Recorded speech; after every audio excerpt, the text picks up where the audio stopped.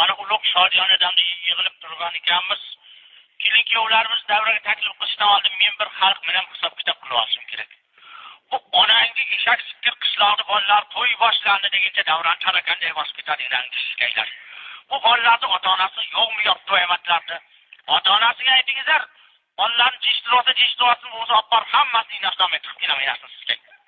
Rais kim? Shuhratmi rais? Nima? Uyda ovqat yo'qmi? Kallasini do'sahanda ko'tarolmaydi. Ko'tar kallayni, ko'tar yo'q to'yamat. Mana san'atkorlarni aytdik. O'tar joyingga rais sen chaqirganing, o'tar seni.